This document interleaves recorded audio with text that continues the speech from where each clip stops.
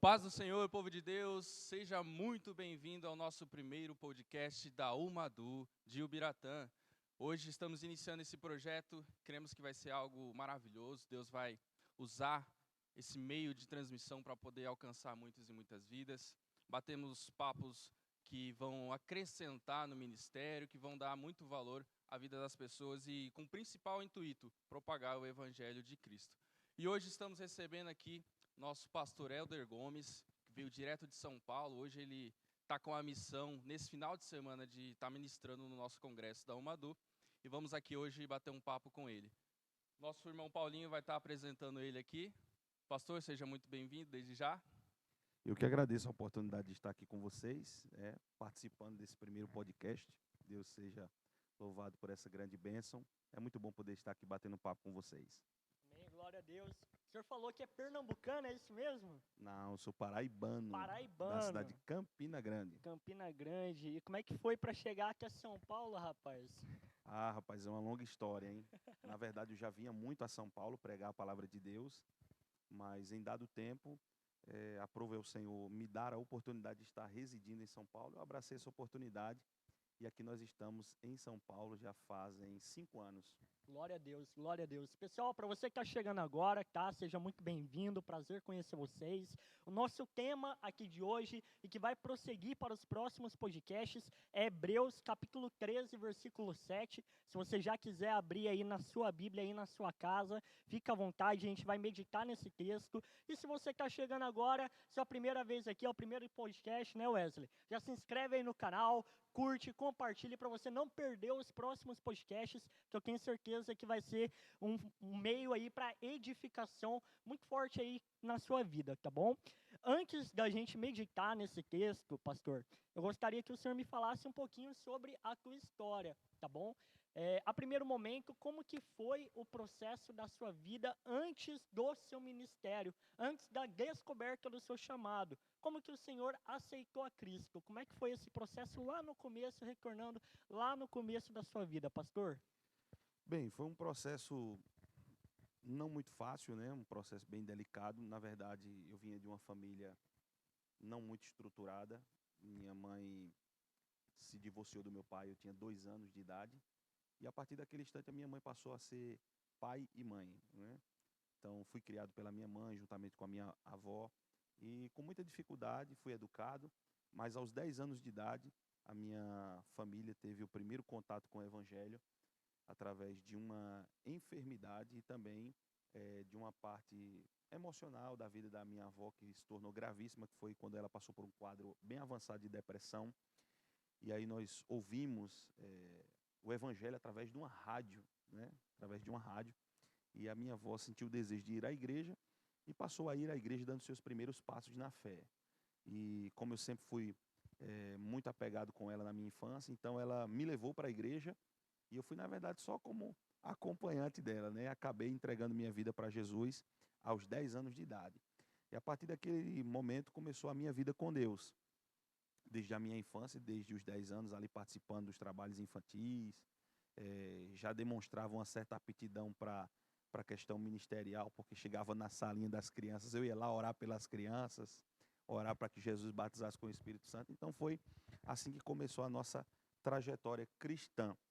Aos 14 anos, eu comecei a jogar futebol e depois tentei ingressar nessa carreira, mas foi um período muito curto, onde eu encontrei com Cristo de fato e de verdade, né? Porque na infância a gente tinha aquele primeiro contato, aceitei a Jesus, mas acabei me afastando da igreja para viver outros planos, outros projetos e acabei não mergulhando nesse mundo pecaminoso, perdido, mas acabei me afastando da igreja, mas nunca perdi o temor.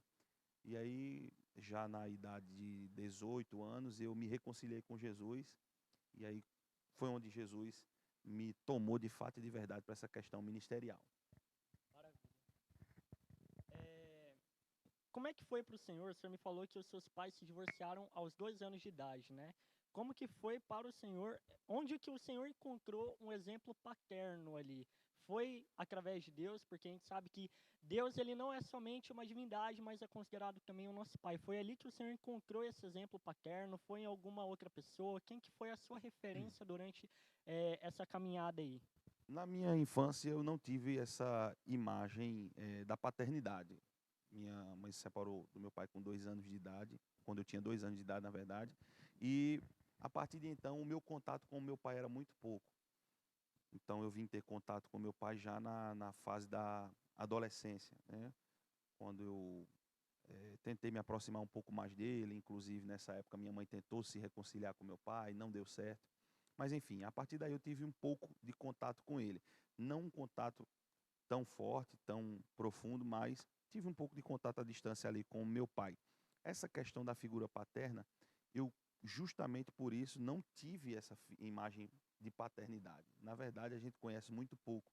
Eu cheguei até na minha experiência como pai, eh, quando eu fiquei sabendo que a minha esposa estava grávida, uma das primeiras coisas que eu falei, e é até um pouco difícil para mim falar isso, eu coloquei as 2 mãos na barriga da minha esposa e eu disse: Senhor, não me deixe ser para os meus filhos o que o meu pai foi para mim. Não que o meu pai tenha sido uma má pessoa, mas a ausência, essa falta de contato, essa falta de interesse de contato, enfim. Então eu pedi para Deus que não me permitisse viver isso. Então eu não tive essa figura paterna. Conheci meu pai, mas não tive tanto contato assim como deveria. O pastor comentou, né, sobre a família, o ministério e tal. A gente sabe que hoje isso também é um grande dilema, né, de grandes homens de Deus que têm o seu ministério, né, e acabam ali deixando um pouco a família de lado. Mas como é que é hoje? A família acompanha sempre que dá nas agendas, a esposa, os filhos estão engajados aí junto também? No começo eu não conseguia tanto ter essa facilidade de levar a minha esposa, né? Até porque nós viemos ter o nosso primeiro filho depois de 5 anos de casados.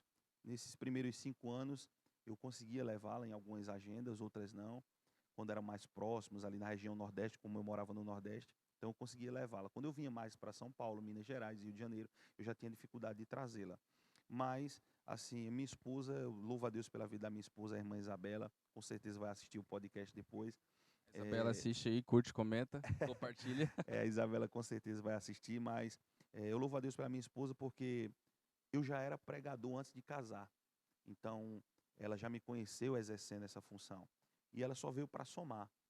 Então, uma das primeiras conversas que eu tive com ela, eu expus a minha vida, expus a minha situação no ministério, e ela abraçou não somente a minha vida, mas a minha chamada. Então, hoje eu tenho um pouco mais de facilidade de trazer os meus filhos, de trazer a minha esposa, mas em alguns lugares a gente não consegue, até mesmo questão logística, mas eles sempre apoiaram, hoje a gente tem essa facilidade. Inclusive, tem até uma experiência engraçada, que quando eu fui receber a notícia de que eu ia ser pai, eu tinha muito medo de ser pai, justamente por essa questão de eu ter medo de eu dar essa parcela de contribuição negativa para os meus filhos. Então eu tinha muito medo de fazer os meus filhos sofrerem, enfim, de eu não ser um pai presente.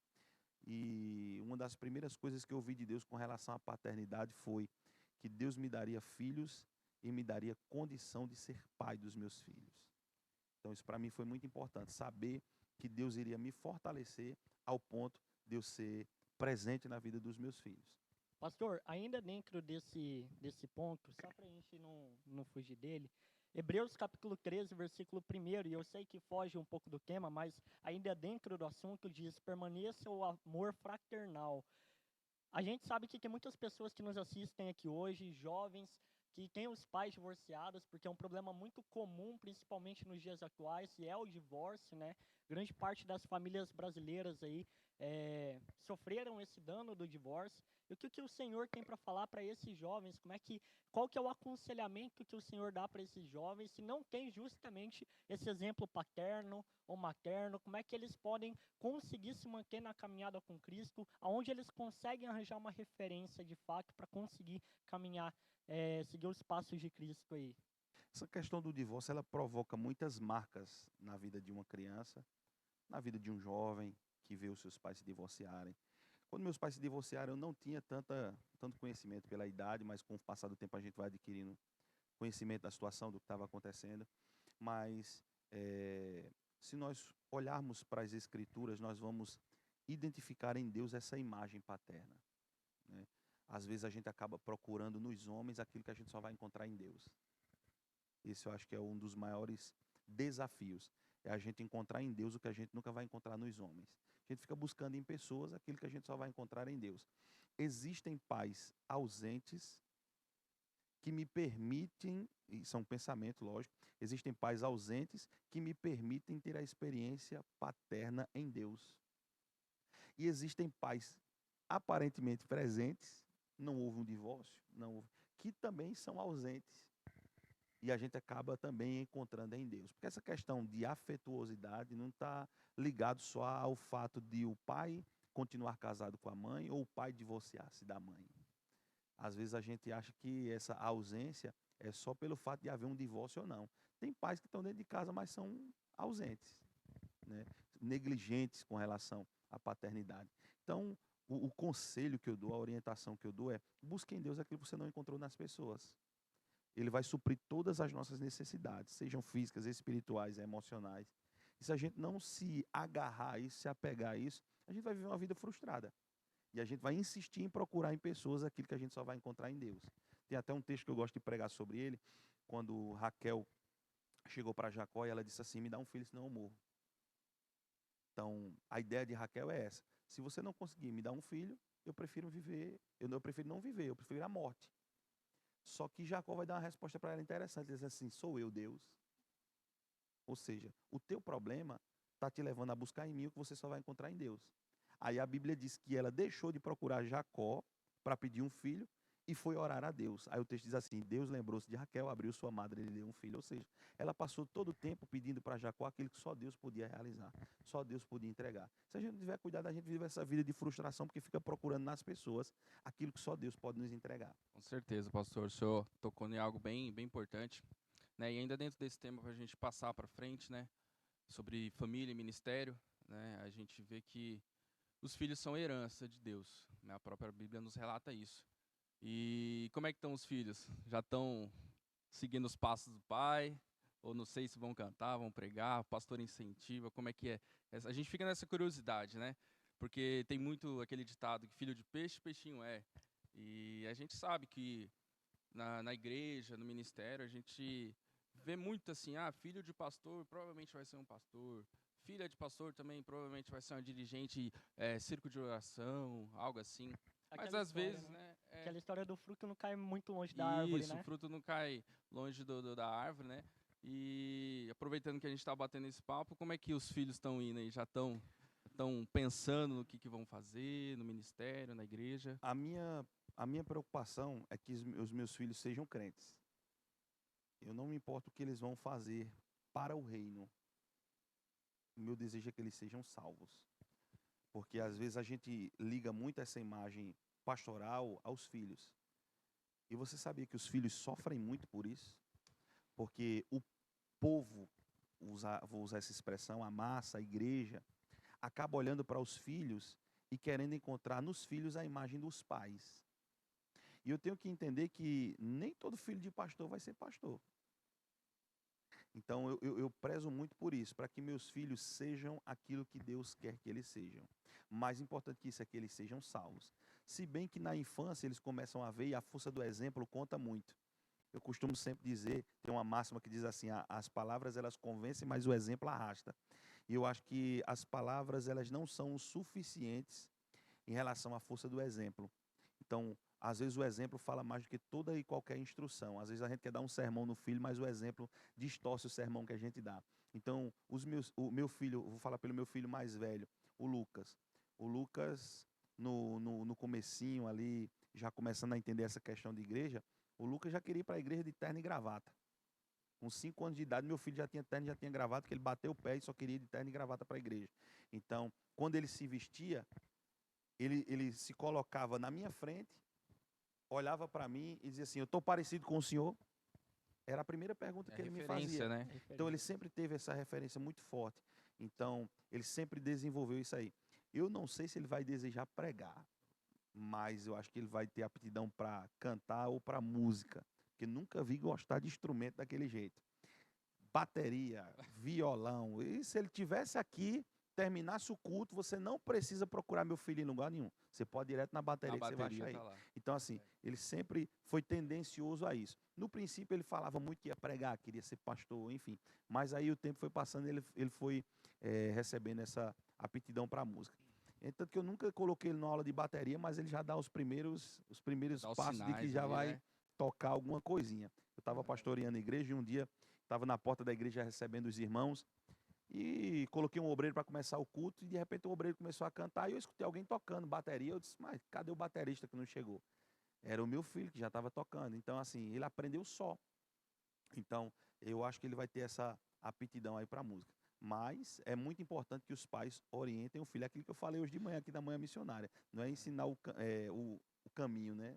É ensinar no Sim. caminho. E, querendo ou não, ajuda no ministério, né? Que nem O Sim, pastor disse que dirigiu congregação por um tempo. sim. E às vezes é isso, numa congregação pequena, né? O pastor às vezes só tem a família e mais um ou dois irmãos.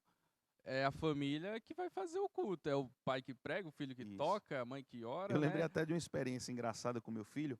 Eu sempre precisei atender algumas agendas pela questão da itinerância, enfim, a chamada que Deus me deu desde a minha juventude. Então, mesmo que eu dirigia a igreja, eu dava um jeitinho de atender alguns compromissos. E quando foi um dia, eu tive que sair numa agenda que era sábado e domingo.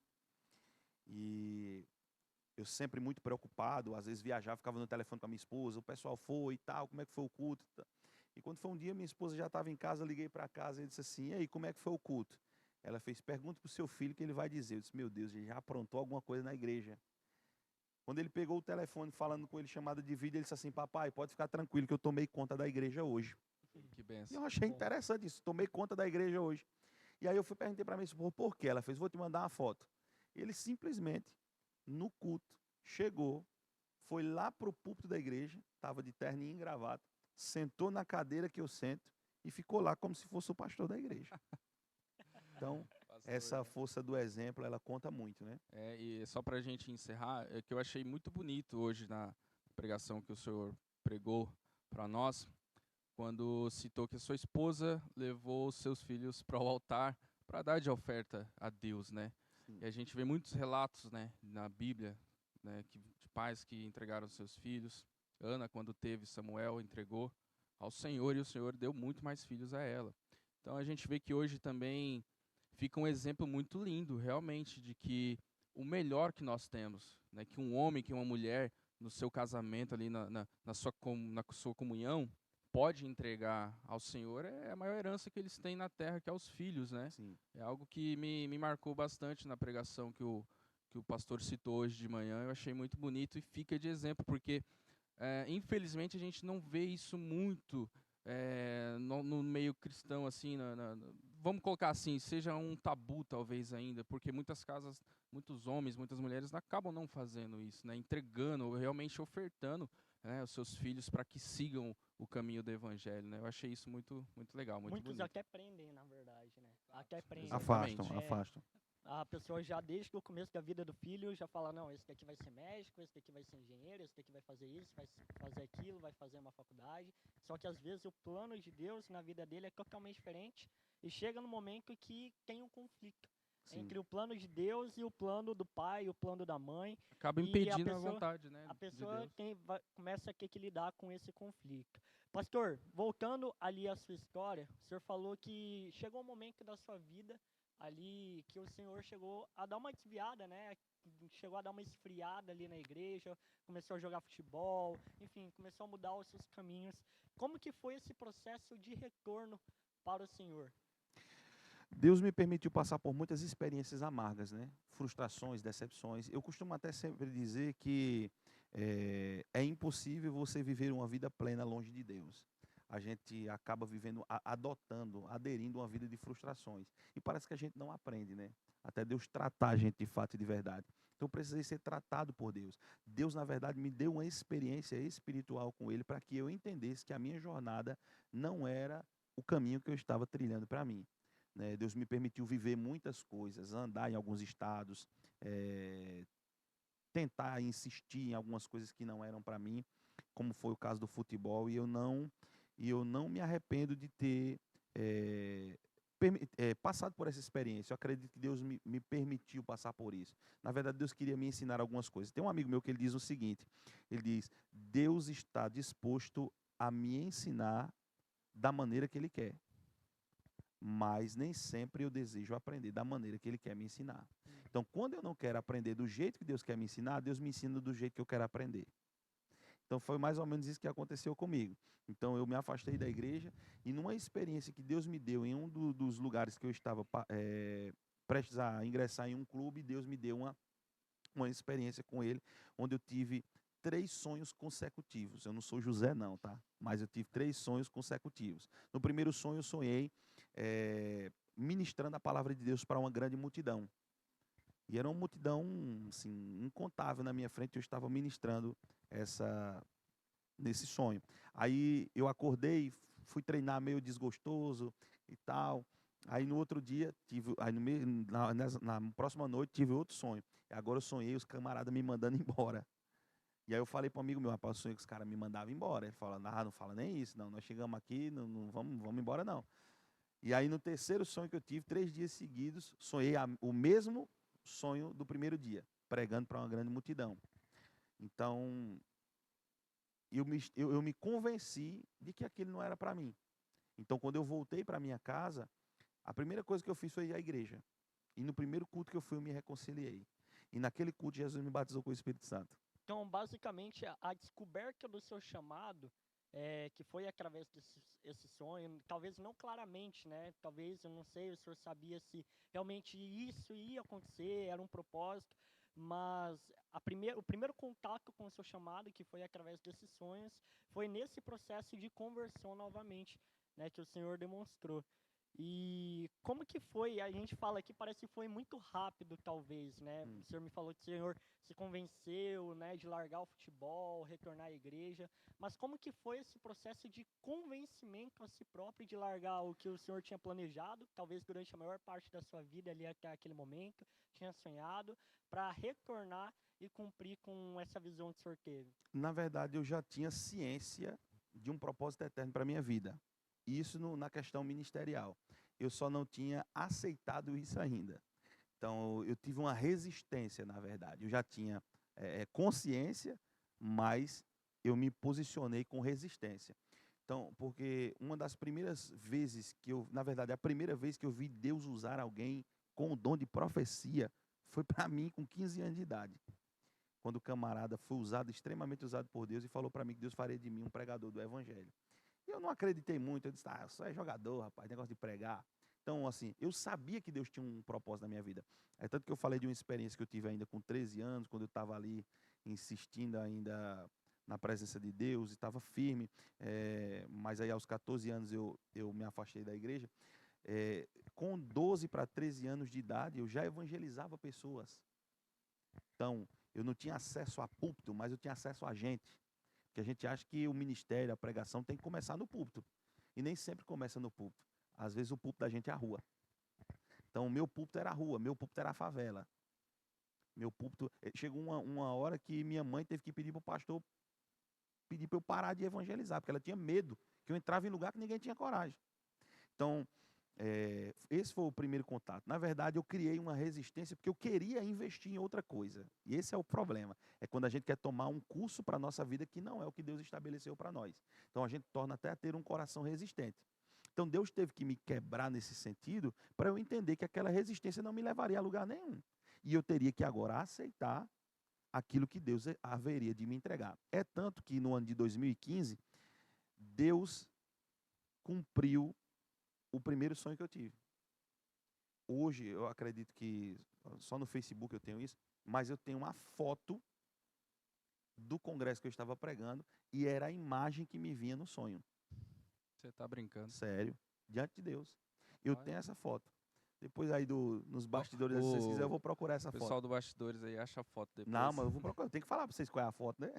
Então, Deus me fez ter essa experiência.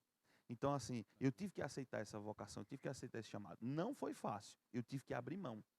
Mas eu abri mão em prol do reino. Então, os lugares que eu fui jogando bola, hoje eu vou pregando. É que desde muito cedo, né, Deus tem confirmado, né, na vida do pastor o que ele tinha, né? Sim. Em sonhos, enfim. E hoje a gente vê a nossa geração, e já aproveitando para um dos temas aqui, um dos tópicos que a gente queria comentar também com o pastor, né, sobre como o jovem, né, pode se aceitar o chamado de Deus. Porque é isso. Deus, ele dá sinais, ele avisa muito cedo o que tem para a vida de cada um, o que tem para a vida dos seus filhos. Mas existe muito essa resistência, né? Existe Sim. muito isso. O jovem tem sonhos, quero ser jogador de futebol, quero ser músico, enfim, quero ser um engenheiro, um médico. Tudo isso é muito bom, mas às vezes não é o que Deus quer para a nossa vida, né? E fica essa resistência, mas existe um ditado que fala, que eu gosto muito, que muito custa o que muito vale, né? Então a gente tem que aprender a abrir mão daquilo que não vai agregar para nós, mas que vai valer muito mais a pena no futuro, né? Até porque a base do ministério é a renúncia, né? O ministério não é o quanto eu estou disposto a conquistar, é o quanto eu estou disposto a perder. Essa é forte, viu? Dá um corte isso aí, misterioso. Isso aqui é né? forte, hein? Ministério não é o quanto eu estou pronto para conquistar, é o quanto eu estou pronto para perder. O quanto eu estou pronto para abrir mão. Então tem gente que quer de Deus uma chamada, mas não quer abrir mão de nada. Não quer renunciar a nada. Né? Então, a gente precisa aprender esse princípio, que Deus não vai entregar nada de mão beijada para ninguém. Assim, quando a gente fala, resume a história, enxuga um pouco a história para a compreensão de quem está nos assistindo, parece que foi um negócio rápido. Na verdade, Deus tem um propósito para cada um de nós. Para uns é mais demorado, para outros é mais rápido. No meu caso, Deus falou comigo ainda na minha juventude que isso seria algo rápido. É tanto que eu, quando tinha 22 anos de idade, eu fui separado ao diaconato. No outro ano fui levado ao presbitério. No outro ano fui levado ao evangelista. Então, tipo assim, era algo inédito para o Nordeste. Então, Isso lá isso, de onde eu vim. Paraíba, né? Acho que todo mundo que tem esse conhecimento da questão de como funciona ministério no Nordeste, é inconcebível, camarada, de um ano para o outro subir de cargo tudo muito ministerial. rápido, Então né? foi muito rápido acontecer na minha vida. E Deus tinha dito para mim o que eu vou fazer na sua vida é rápido. Nem eu acreditei que ia ser tão rápido. Então, sempre foi assim, muito rápido os processos, as oportunidades. Tem até um texto nas Escrituras que corroboram para isso, né? Quando José interpreta o sonho, ele diz assim: esse sonho foi duplicado porque Deus se apressa em fazer. Glória a Deus. Então, Afirmando mesmo, né? então tem coisas que Deus se apressa de fato em fazer. Na vida de alguns será mais demorado, vai ser um processo de anos. Na vida de outros será muito rápido. Pastor, ainda dentro da pergunta do Wesley, que ele perguntou como que os jovens conseguem aceitar o chamado, né? E lendo a palavra, uma coisa que eu percebi é que tem uma certa diferença entre um chamado e um escolhido, por exemplo. Jonas, por exemplo, ele era um escolhido. Por exemplo, Deus falou para Jonas: ou você faz a minha vontade, ou você vai morrer. Basicamente, parafraseando ali a história dele, né? Deus mandou Jonas ir para Nínive, ele foi para Tarsis. Você quer ir para Tarsis? Beleza, mas você vai morrer no processo, porque ou você faz o que eu te chamei para você fazer, ou não é nada. Então tem essa diferença realmente, tipo, daquelas pessoas que ou cumprem com o propósito e aquelas pessoas que têm o poder de escolha, de fato. Como que é essa diferença aí, pastor? Tem uma frase que se usa muito na atualidade no nosso meio, que é: o escolhido não tem escolha. Né? Então, assim, nas Escrituras existe essa questão de chamados e escolhidos. Todos nós fomos chamados para alguma coisa e para algum fim. O principal de todos os chamados, nós somos chamados para a salvação. Ponto. Já a questão da escolha é para um propósito específico. Existem coisas que Deus vai entregar para você que não vai entregar para mais ninguém. Então eu entendo isso como uma escolha. Deus te escolheu para algo específico. Por exemplo, Deus chama uns para a pregação, outros para o louvor, outros para o pastorear, outros para simplesmente liderar um departamento. Isso não significa dizer que você não foi chamado ou que não foi escolhido, mas Deus tem um propósito específico para cada pessoa. Vou usar um exemplo. Paulo disse algo interessante aos Coríntios. Ele disse assim: Deus não dá prova a ninguém que não seja suportável, mas fiel é Deus, porque o mesmo Deus que dá a prova é o Deus que dá o escape, para que quem está sendo provado consiga suportar. Tem 3 coisas aí que a gente precisa guardar. Primeiro, Deus não prova a ninguém além das suas forças, correto? Então, cada um de nós tem uma estrutura. Isso é fato. Segundo, Deus é fiel. Ou seja, a fidelidade de Deus se revela a quem Ele chama. E terceiro, ele também tem um escape para cada um que é chamado segundo o seu propósito. O que me chama mais atenção é o fato de Deus não dar prova a ninguém que não seja suportável. Ou seja, para cada um Deus tem uma medida. Você vai a lugares que eu não vou, eu vou a lugares que você não vai. Você vai desempenhar a função que eu não vou desempenhar, eu vou desempenhar a função que você não vai desempenhar. Isso é reino. Deus não chama todo mundo para o mesmo propósito. O único propósito que Deus chamou todo mundo foi para a salvação. O desejo de Deus é que todos se salvem. É o que está escrito. Agora, para funções, para vocação, para chamada, instrumentalidade, é específico. Deus dá para cada um uma instrumentalidade. É até como o pastor falou para nós hoje cedo, né? Que todas essas funções juntas contribuem para um só objetivo. Exatamente. Que é o crescimento do reino, Exatamente. Salvação de almas, né? Exatamente. Então, a primeira coisa, respondendo a sua pergunta, é que a gente precisa descobrir para quem foi chamado. E, na verdade, a gente já tem uma certa noção, porque não dá para resistir o que eu não sei que estou resistindo. Né? Não dá para resistir o que eu não sei que estou resistindo. Então, eu sei que Deus tem algum propósito na minha vida, eu só não descobri qual é. Primeira coisa que eu preciso fazer, descobrir. Eu recebo muitas mensagens, a gente às vezes tem a oportunidade de pregar em alguns eventos de grande porte, e às vezes eu recebo mensagens de muitos jovens, inclusive pessoas que estão ingressando no ministério, e eles perguntam, pastor, como é que eu faço? Como é que eu descubro? Você só descobre em Deus.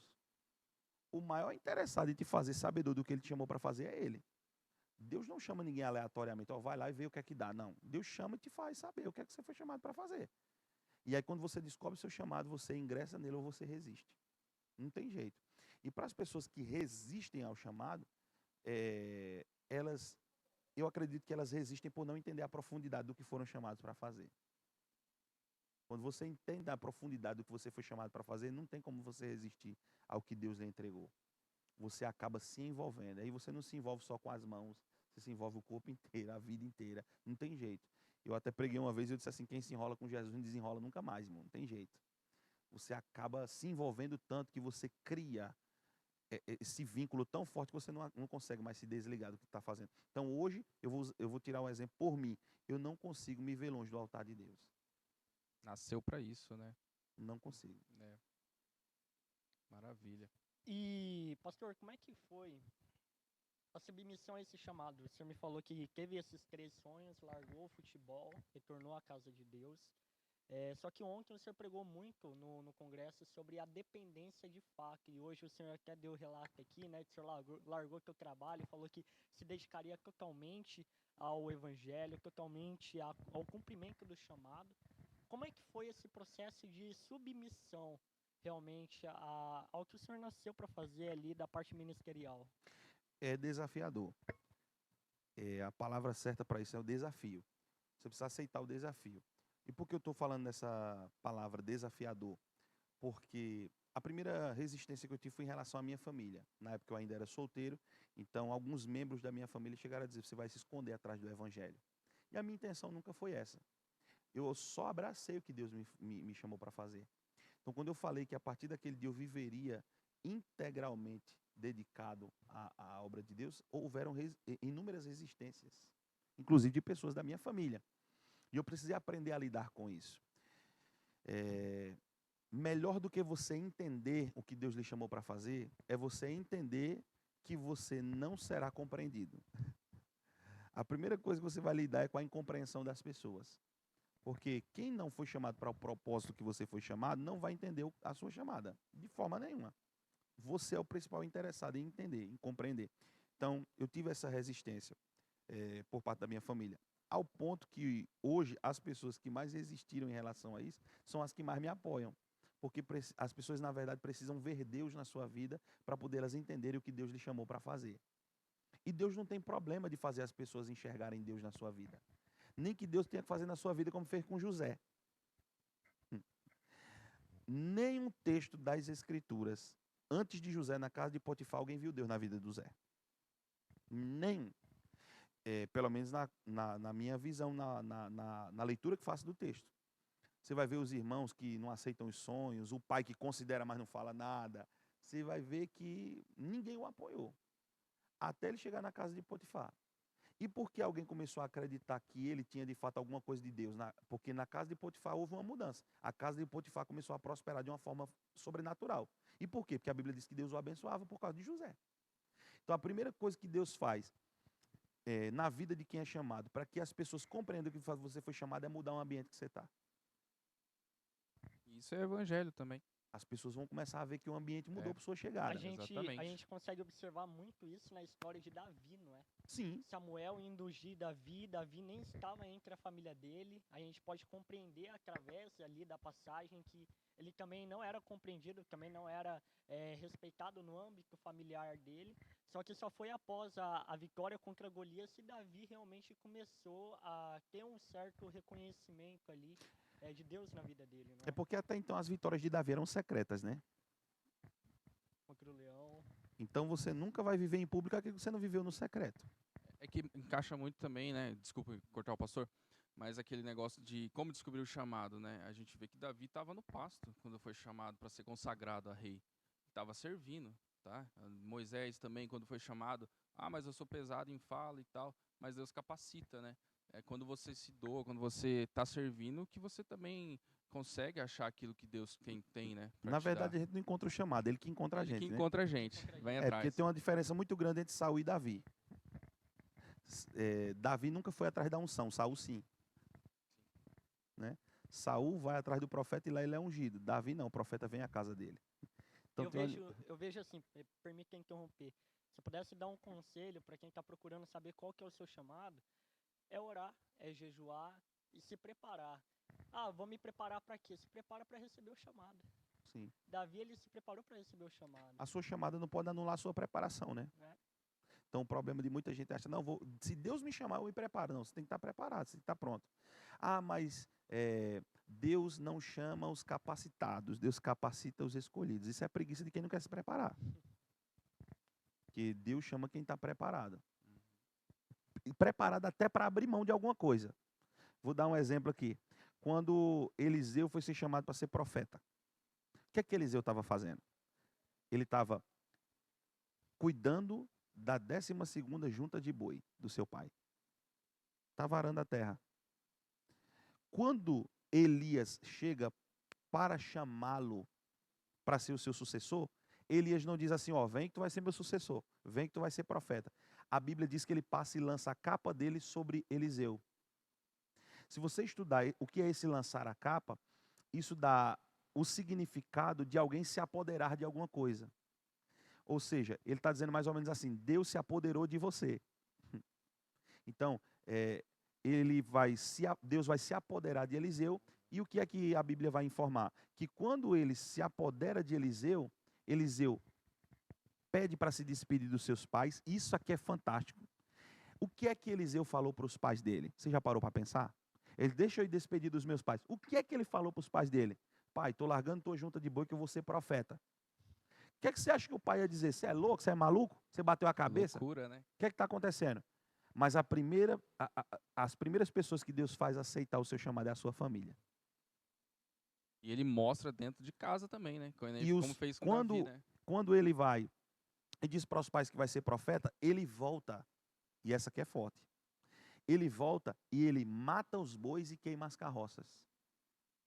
Para não correr o risco de voltar atrás. Porque não tem plano B para quem é chamado, Exatamente. irmão. É igual o Jacó, né? Deus mandou Jacó construir justamente a pregação do Senhor, a casa em Betel, justamente para ele ficar lá, não ter desculpa. Não tem plano B para quem tem chamado, irmão. Deus não deixa plano B. Queimar as pontes. Deus não deixa a oportunidade para você retornar. Plano B é fazer o A dar certo. Eu vou cumprir o chamado e se não der certo eu volto a fazer o que eu fazia. Até Pedrão sofreu nisso aí. Pedro, quando foi pescar, né? Pedro disse, eu vou pescar. Pegou a rede, voltou para o mar e qual foi o problema? A frustração. E quando ele chegou na praia, Jesus já estava com o peixe já pronto. O problema é que quando há plano B, não há cumprimento de chamado, né? Sim. Porque o plano B sempre vai parecer mais fácil. Sim. Agora imagine você, largar a rede, passar 3 anos e meio sem contato com ela, e Jesus diz assim, vou aparecer e não aparecer. O camarada já falou logo, eu vou pegar a rede e vou pescar de novo. E o episódio de quando Jesus o chamou se repete. Você prestou atenção? Sim. Porque ele estava pescando e o que é que tinha acontecido? Ele não tinha pescado nada e Jesus o chamou. E agora ele volta a pescar sem Jesus, volta a pegar. Isso é um problema, irmão. Isso é um problema. É que geralmente quando a gente não quer cumprir o chamado, a gente volta a trazer para a vida da gente o que a gente largou lá atrás. Então ele vai pegar a rede de novo para a vida dele e vai dizer, eu vou pescar. E o pior de tudo é que tem gente que vai com ele. E ele passa a noite inteira e não consegue pescar nada. Quando volta para a praia tem peixe, tem pão e tem brasa. O que é que Jesus está ensinando para ele? Tudo que você precisa fazer para viver o chamado é você confiar em mim. Viver na dependência e Acabou. confiar. E o interessante é que Pedro e quem estava com ele no barco só reconheceram a Cristo depois que justamente Exatamente. aconteceu Porque, de novo o porque mesmo Jesus não milagre. faz questão de se dar a conhecer a quem está fora de propósito, irmão. É que Pedro conheceu a voz de Jesus, né? Opa, conheço essa voz. Tem gente que está tão longe de Jesus que ele está perto dele e o camarada não está Exato. percebendo. Não tem Exatamente. intimidade, né? Perdeu Esse é a um grande conexão. problema. É um grande problema da nossa geração. Perdeu a conexão. Pastor, a gente está com a nossa temática desse podcast sobre Hebreus 13, 7, que diz assim o texto bíblico. A gente queria aproveitar também a presença do pastor, com toda essa sua experiência, conhecimento, nos ajudar aí, nos aconselhar e falar um pouco sobre o que Paulo ali escreveu sobre Hebreus. No 13 e o 7 vai nos dizer assim: lembrai-vos dos vossos pastores que vos falaram a palavra de Deus, a fé dos quais imitai, atentando para a sua maneira de viver. A gente vê que Paulo, na maioria de suas cartas, são exortações, né? Porque a igreja primitiva, no seu início, não existia ainda, né, Paulinho? Não tinha muita Estava no doutrina, processo de aprendizado, processo de construir igreja, de fazer discípulos, de mandar os discípulos irem pregar. E sobre esse versículo a gente vê muito, né? A forma de se atentar a maneira de viver e se lembrar dos pastores, lembrar daqueles que fizeram um trabalho excelente no passado e que deixaram um legado para nós, né? O que o pastor pode nos aconselhar, relatar sobre esse versículo para nós? Vamos lá. Para a gente fazer uma análise correta desse texto, vamos por partes, né? Vamos por partes. Não sei quanto tempo a gente tem aí. Tá tranquilo, Se pode você ir. estiver Não, apressado, tá tranquilo, nós vamos pode ir. acelerar. Senão, vamos conversar. Primeira coisa que eu acho interessante aqui é que o texto diz assim: lembrai-vos dos vossos pastores, que vos falaram a palavra de Deus. Lembrai-vos dos vossos pastores que vos falaram a palavra de Deus. Vamos lá. Eu só preciso lembrar daquilo que eu esqueço. Correto? Eu esqueci, então eu preciso lembrar. Eu preciso trazer a memória, é lembrar. Então, lembrai-vos dos vossos pastores que vos ensinaram a palavra de Deus. Eu só lembro do que eu esqueço. Eu não sei se vocês já perceberam, mas uma das classes mais fáceis da gente esquecer se chama pastor. O pastor tem que lembrar de todo mundo, mas nem sempre ele é lembrado. Ele tem que lembrar do aniversário de todo mundo, ninguém lembra do dele. A não ser que faça uma festa na igreja, um jantarzão daquele para o povo, e mesmo assim não faz jantar para o pastor, faz jantar para o povo. Então, geralmente, nós somos muito esquecidos nessa área aí. Então, o conselho é: lembrai-vos dos vossos pastores que vos ensinaram a palavra de Deus. Porque o pastor também é gente. O pastor também tem emoções, o pastor também tem sentimentos, o pastor também tem crises. E eu não sei se vocês lembram, mas algum tempo atrás estava acontecendo um índice muito alto de pastor suicidando. E o pessoal demoniza tudo. Foi o diabo está matando, o diabo está colocando na cabeça para suicidar. Não. Às vezes o camarada não soube gerenciar as suas emoções. Por quê? Porque tem que lembrar de todo mundo.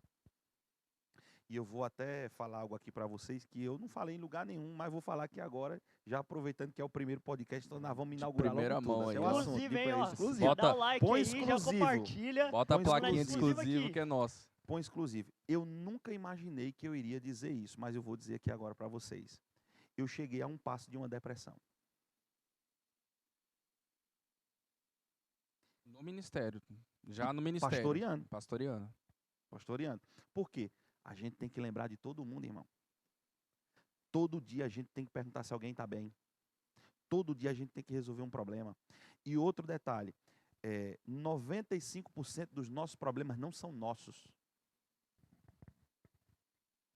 São problemas dos outros. Você acorda de manhã, já tem 500 mensagens no seu telefone de problema dos outros para você resolver. Então isso vai gerando uma carga muito grande emocional em cima da gente.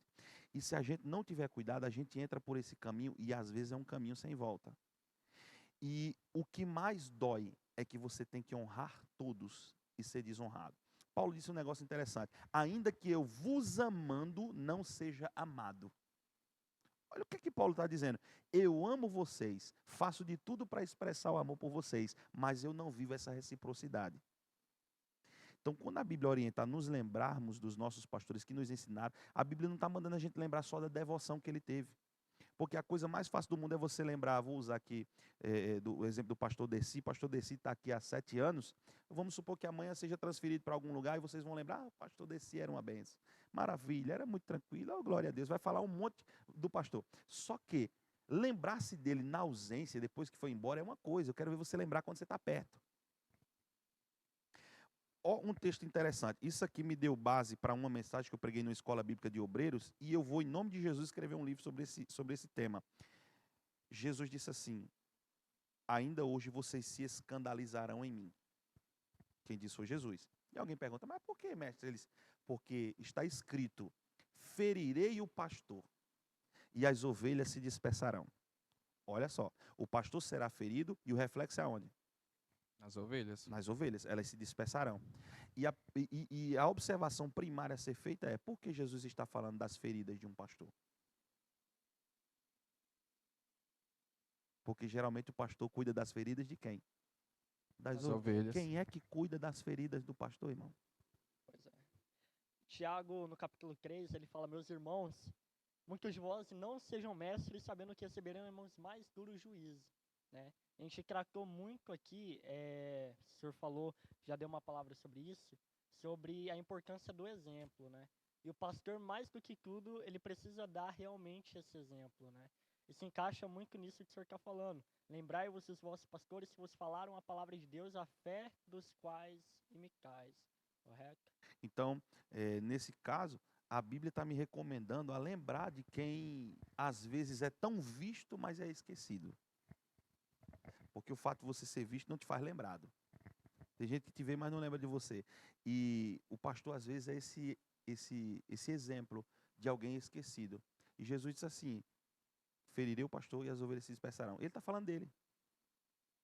Então, o pastor seria ferido. Aí, uma das coisas que eu observo nesse texto é, ser ferido faz parte do processo do pastoreio. Não tem jeito. Só que o pastor ferido não pode ferir ninguém. E até que ponto nós vamos viver um evangelho que o pastor tem que sarar as feridas de todo mundo e ninguém se importa com as feridas dele? Hoje é um grande tabu aí, né? É um caso a se pensar. É um caso a se pensar, exatamente. E eu gosto de fazer o povo pensar, irmão. É bom. Porque tem hora que a gente não olha para não vê com essa ótica, né? A gente só quer receber, meu pastor. E uma das mensagens que a gente mais recebe quando está pastoreando é, o senhor esqueceu de mim. O senhor me abandonou. O senhor não lembra mais de mim. Joga a culpa nas costas do pastor. Quem é que lembra de nós, irmão? Porque muitas pessoas nem oram, né, pelo pastor. Nem ora. Entendeu? Então, como é que eu vou lembrar de alguém que eu vivo esquecido dele? Só se eu receber da Bíblia Sagrada essa orientação. Lembrai-vos.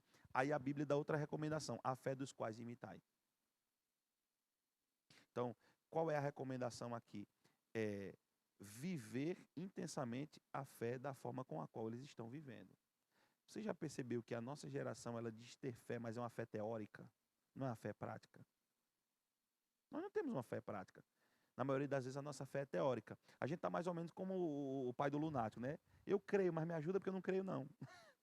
Então você crê ou você não crê. Me ajuda na minha pouca fé? Eu creio, mas me ajuda na minha pouca fé? Ou seja, eu até quero crer, eu confesso que creio, mas o meu coração está duvidoso. Então às vezes a gente tem a fé teórica, não a fé prática. E é na liderança da igreja, é no pastor da igreja, já que nós estamos falando de pastor aqui, que a gente encontra essa fé prática. Então, às vezes as pessoas deixam para imitar essa fé e valorizar essa fé, e agora vai virar polêmico, né? A gente deixa depois que perde. Você já percebeu? Ai, meu Deus, estava aqui, era tão bonzinho. Ai, ensinava tão bem, mas nunca valorizou. O camarada estava lá todo dia ensinando, porque o texto diz que vos ensinaram a palavra de Deus, o que vos falaram a palavra de Deus. Estava lá todo dia ensinando, orando pelo povo, buscando a Deus, orando por gente ruim, gente que dá trabalho, gente que faz raiva, pastor. Fofoqueiro, mentiroso, porque tem essas coisas, né? Então, tá lá cuidando desse povo. E quem é que cuida do pastor? Ninguém lembra. Aí depois que o camarada vai embora, que sai, é transferido, ou morre, aí vira um santo. Aí você vai imitar a fé. Meu Deus, que fé maravilhosa. Aquele homem me ensinou demais. Mas e por que você não aprendeu em todo o tempo ali quando ele estava lá? E aí começa a desprezar o outro pastor que chegou Às novo vezes, na igreja, né? às vezes aproveita que chegou o novo e já esquece de vez do velho, né? Já deixa para trás, né? Já deixa pra trás quem foi. Existe também um ditado que o pessoal fala que quem não é visto não é lembrado, mas isso no reino não se encaixa muito, né, Não. pastor? Não. Porque a gente vê que a ótica cristã, de fato, ela é andar de contramão com o mundo, né? Todo culto o pastor é visto. E no dia que ele não falta, alguém procura. No Cadê dia que o ele falta, pastor alguém que não está procura. no culto, Cadê né? o pastor? Não veio hoje? Exato. Às vezes o pastor está na secretaria resolvendo alguma coisa, mas tem crente perguntando. Cadê o pastor? Isso Então, aí. assim, essa questão de ser visto não é lembrado, não funciona. Às vezes a gente é muito visto, mas é pouco lembrado. Sim. Então, a Bíblia recomenda a gente lembrar deles e imitar a fé. E a Bíblia diz, atentando para o seu modo de viver. E aqui já dá pano para manga. Por quê? Porque às vezes o modo de viver de algumas pessoas reprova o discurso delas. Então, às vezes a gente pede, e isso aqui é um alerta para quem pastoreia, às vezes você quer ser lembrado porque lembra de todo mundo, quer que a sua fé seja imitada, mas às vezes o seu estilo de vida, a sua maneira de viver reprova o seu discurso. Porque melhor que ter um discurso na boca é ter um discurso na vida, né, irmão? Com certeza. Então, às vezes a gente prega, isso aqui eu ouvi e eu aceitei de bom grado. Nós não, nem sempre nós somos lembrados pela mensagem que a gente prega. Eu já fui em muitos lugares que divide púlpito com gente famosa, gente mais conhecida do que eu, gente que tem mídia, que tem nome, enfim. E esses camaradas só foram uma vez e eu já fui 4, 5, 6 vezes. E por que a gente volta? Não é pela mensagem só, não é pela desenvoltura de púlpito. Sabe o que é que te dá, às vezes, essa credibilidade de você voltar num lugar? Esse tempo aqui. Porque a mesa, ela mostra quem nós somos. Tem gente que é um showman no púlpito, mas na mesa é uma desgraça. E me perdoe o meu português falho, né? O meu português limitado, mas a verdade é essa mesmo. Então, é gente que não tem empatia. Então, o estilo de vida dela desfaz o que prega. Quando pega no microfone, meu Deus, é uma simpatia, trata todo mundo bem. E principalmente o pastor da igreja, né? Que a vontade de voltar é grande. O pastor está aqui, o santo homem de Deus, e põe o pastor lá em cima. Só falta colocar uma auréola na cabeça do pastor e 2 asas nas costas, o pastor vira um anjo. Meu Deus! E quem chamou, minha amiga, é que meu amigo de longa data, conheceu ontem, mas é de longa data. Então, vira aquela confusão. E a gente fica olhando para tudo isso e se impressiona. Porque a nossa geração está assim. A gente se impressiona pelo carisma, né? Não está nem aí pro caráter. O caráter do camarada é corrompido, não tem caráter, é uma situação terrível, mas às vezes o carisma. E esse momento aqui de mesa, ele revela muito mais sobre quem eu sou do que quando eu estou pregando. Então tem lugar que a gente volta por causa disso. Mostra realmente, né, o caráter, é o estilo né? de vida. A Estilo maneira de vida. viver deve ser observada. Pastor, a gente fica muito grato por estar tendo esse tempo aqui de mesa com o pastor. Nesse nosso primeiro podcast, foi um prazer, né? A gente que está iniciando esse projeto aí num alto nível. Um pastor que a gente tem acompanhado aí nas redes sociais, a gente viu um pouco da caminhada do pastor. Só ouvimos coisas boas e isso é muito bom. Amém. Isso é Deus muito seja bom, louvado por isso. porque a gente vê realmente que o Senhor é um homem de Deus. A gente fica muito feliz de tê-lo recebido aqui conosco. E para a gente encerrar, queria que o pastor deixasse uma mensagem para os nossos jovens. Olha para aquela né? câmera ali, manda uma mensagem para essa geração. Os nossos jovens da Umadu que às vezes ainda está ali engasgado, está tentando segurar o chamado, está pensando, será que eu vou, será que eu não vou? Mas Deus já está confirmando, mas mesmo assim, fica com o pé atrás, né? E assim também como o texto que a gente leu aqui em Hebreus 7, gostaria que o pastor, né, já te agradecendo também, e deixasse uma mensagem para a nossa juventude. A mensagem que eu deixo para a juventude, principalmente para vocês da Umadu, é que vocês sejam firmes e constantes, sempre abundantes na obra de Deus, sabendo que a recompensa de vocês não virá dos homens, mas do eterno Deus. Eu sei que uma das situações mais desafiadoras para nós, e principalmente para quem é jovem, é o fato de você se doar inteiramente. é você não se entregar pela metade, mas entregar-se espírito, alma e corpo, né? Tem até uma história que se conta de um rapaz que após um culto aceitou a Jesus, mas ele tinha sofrido um acidente, tinha perdido as pernas no tronco, estava na cadeira de roda e ele veio para frente aceitar Jesus. E ele olhou para o pregador e disse assim: eu quero aceitar Jesus, mas eu quero lhe fazer uma pergunta, e eu entregar a minha vida para Jesus ou não, vai depender da sua resposta. E o camarada perguntou: Deus aceita um homem pela metade? E o pregador ficou na saia justa, né, sem saber o que falar. E agora, o que é que eu falo? E o Espírito Santo lhe deu a iluminação para que ele respondesse o indivíduo. E a resposta dele para o camarada foi: Deus aceita um homem pela metade, desde que ele se entregue por inteiro. Então, o segredo é você se entregar por inteiro. Você se entregando por inteiro, não importa se você vem faltando alguma coisa. Glória a Deus. Pastor, foi um prazer te receber aqui conosco, tá bom? O senhor sempre é muito bem-vindo aqui. Amém, alegria minha. E você que assistiu, segue o nosso canal oficial aqui da Almadu, também siga o pastor nas redes sociais. O senhor pode falar as redes sociais do pessoal, como é que eles podem te acompanhar? Vamos lá. Minha rede social lá no Instagram tá Elder_G Belo com 2 L's, BELLO. Vocês vão achar aí, vai ser fácil. 24.700 seguidores.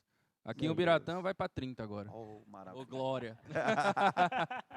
Continue acompanhando, se inscreve aqui no canal, deixa o seu like, já compartilha essa mensagem, porque o trabalho de evangelismo não é somente feito nas praças, nos hospitais, mas também no canal de comunicação hoje, a internet, e você pode também estar evangelizando uma outra pessoa através do seu compartilhamento. Fique ligado aqui nesse canal, e é sempre um prazer poder trazer a palavra para vocês, tá bom? Mais alguma coisa, Wesley? Só agradecer. E pastor, vai mudar para o Paraná?